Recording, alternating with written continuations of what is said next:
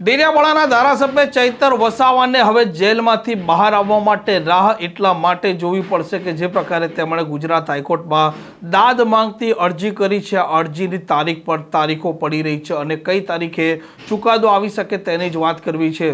વૈષ્ણવજન તો તેને કહીએ જે પીડ પરાઈ જાનાને રે.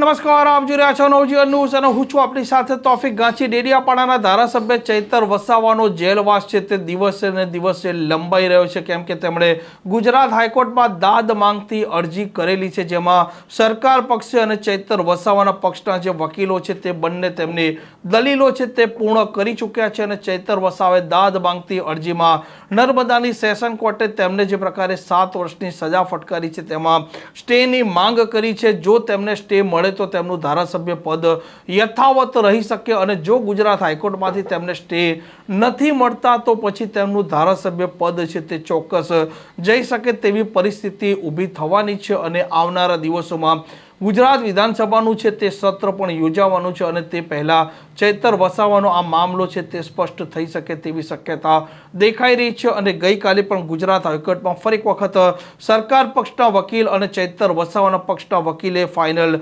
દલીલો કરી હતી અને ગુજરાત હાઈકોર્ટે હજી સુધી તેમનો ચુકાદો છે તે અનામત રાખ્યો છે. અને 24 ઓગસ્ટના રોજ ચૈતર વસાવાનો આ મામલો છે તેને લઈને ગુજરાત હાઈકોર્ટ છે તે તેમનો ચુકાદો આપી શકે તેમ છે. આમ ચૈતર વસાવા છે તેમને હજી થોડાક દિવસ છે તે રાહ જોવી પડશે અને સૌ કોઈની નજર આ ચુકાદા પર છે, કેમ કે ચૈતર વસાવાનું રાજકીય ભાવિ છે તે પણ આ ચુકાદા પર નિર્ભર છે. અને જ્યારથી ચૈતર વસાવા જેલમાં બંધ છે ત્યારથી આમ આદમી પાર્ટી છે તેના માટે પણ ચોક્કસપણે એટલા માટે મુશ્કેલીઓ ઊભી થતી દેખાઈ રહી છે, કેમ કે ચૈતર વસાવા આદિવાસી વિસ્તારમાં એક લોકપ્રિય ચહેરો માનવામાં આવી રહ્યો છે. અને ચૈતર વસાવાના સાપેક્ષમાં હજી સુધી કોઈ આદિવાસી ચહેરો છે તે ઊભો નથી થયો. અને ચૈતર વસાવાની ગેરહાજરીમાં મનસુખ વસાવા તે સક્રિય બન્યા છે અને ચૈતર વસાવાના ગઢના જે આદિવાસી છે તેમના પ્રશ્નો પણ અત્યારે મનસુખ વસાવા છે તે ઉઠાવી રહ્યા છે. ગાંધીનગર સુધી તે રજૂઆત કરી રહ્યા છે. આદિવાસીઓને જે પ્રકારે વન વિભાગના અધિકારીઓ રંજાડી રહ્યા છે તે મામલે પણ તે આક્રોશ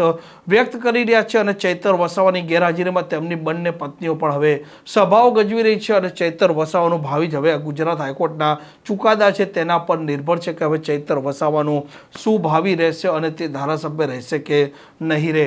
આ પ્રકારના સમાચાર માટે નવજીવન ન્યૂઝ ચેનલ સાથે જોડાયેલા રહો. નમસ્કાર.